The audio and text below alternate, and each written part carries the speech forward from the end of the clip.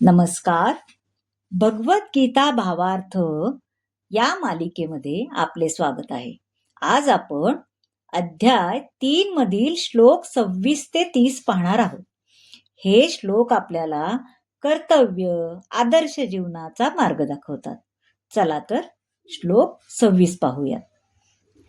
न बुद्धिभेदं जनयेद ज्ञाना कर्मसंगिनां जोषयेत सर्वकर्माणि विद्वान युक्ता समाचरन्.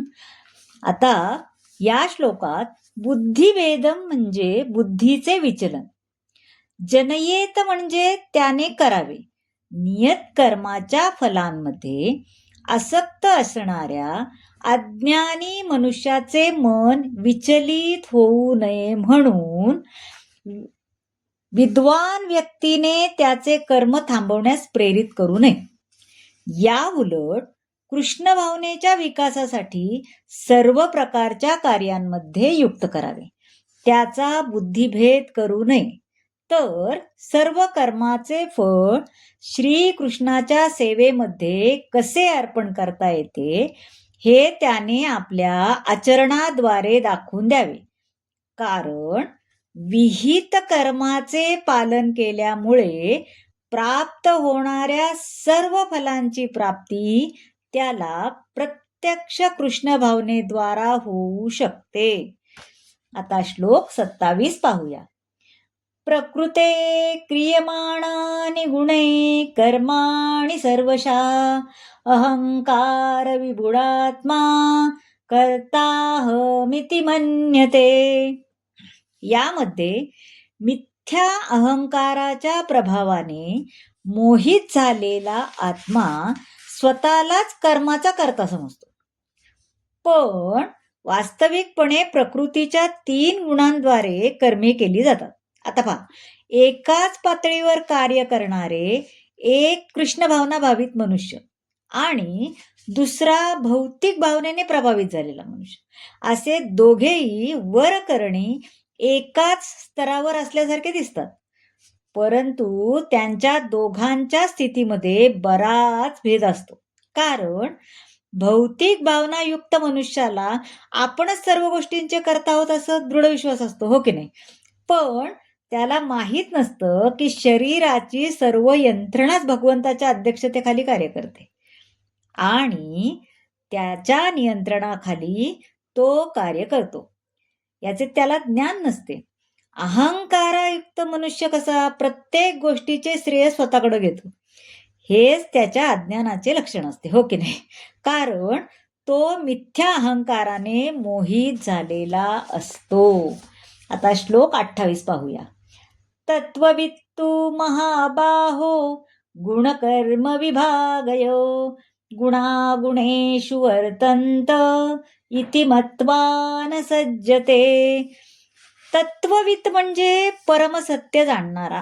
भगवान म्हणतात, हे महाबाहो अर्जुन, ज्याला परमसत्याचे ज्ञान आहे तो इंद्रियांमध्ये किंवा इंद्रिय तृप्तीमध्ये रममाण होत नाही. कारण तो भक्तिपूर्ण कर्म आणि सकाम कर्म यांच्यातील भेद उत्तम प्रकारे जाणतो. तर श्रीमद भागवताप्रमाणे जो परमसत्य ब्रह्म, परमात्मा, पुरुषोत्तम आणि श्री भगवान या 3 विविध स्वरूपांना जाणतो त्याला तत्ववित असं म्हणतो आपण. कारण त्याला परमसत्याशी संबंधित आपल्या वास्तविक स्थितीचं ज्ञान असतं, हो की नाही? चला आता श्लोक 29 पाहूया.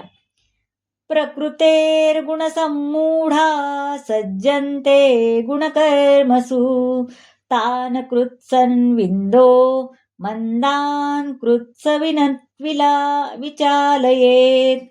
आता सज्जनते म्हणजे जे ते मग्न होतात आणि अकृंतस्विद म्हणजे अल्पज्ञानी मनुष्य.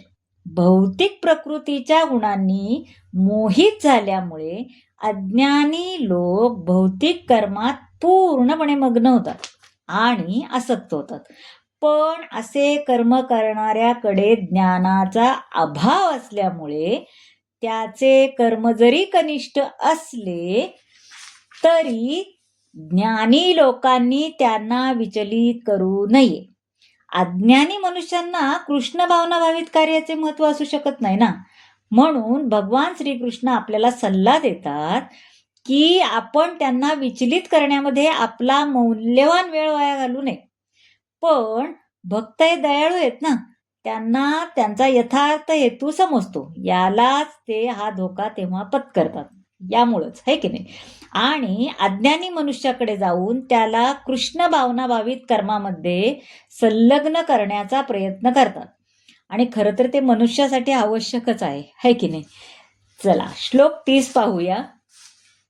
मयि सर्वाणि कर्माणि संन्यस्याध्यात्मचेतसा निर्ममो भूत्वा युद्धस्व विगतज्वरा.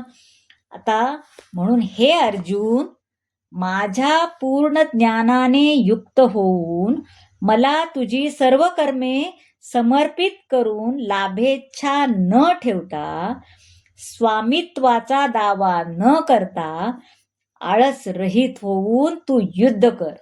या श्लोकाचे प्रयोजन स्पष्ट आहे बरं का. जणू काही लष्करी शिस्तीला अनुसरून स्वकर्तव्याचे पालन मनुष्याने पूर्णपणे कृष्ण भावना भावित होऊन केली पाहिजे. म्हणून जणू काही अर्जुनाचा सेनापती असल्याप्रमाणे भगवान श्रीकृष्णाने त्याला युद्ध करण्याचा आदेश दिलाय. भगवंताच्या सदिच्छे प्रित्यर्थ मनुष्याने सर्वस्वाचा त्याग केला पाहिजे आणि त्याच वेळी स्वामित्वाचा दावा न करता नियत कर्माचे पालनही केले पाहिजे. अर्जुनाला विचार करायचा नव्हता, तर त्यांच्या आज्ञेचं पालन करायचं होतं, हो की नाही. त्यामुळं ह्याचा काय सांगितलंय, अहंकार सोडा आणि कर्म अर्पण कसं करायचं ते याच्यामध्ये अहंकार सोडून कर्म कसे करावे हे त्यामध्ये सांगितलेलं आहे. तर मंडळी, कसा वाटला आजचा भाग नक्की सांगा आणि चॅनलला सबस्क्राईब करा, लाईक करा, आवडल्यास शेअर करा. भेटूया पुढच्या भागात. धन्यवाद.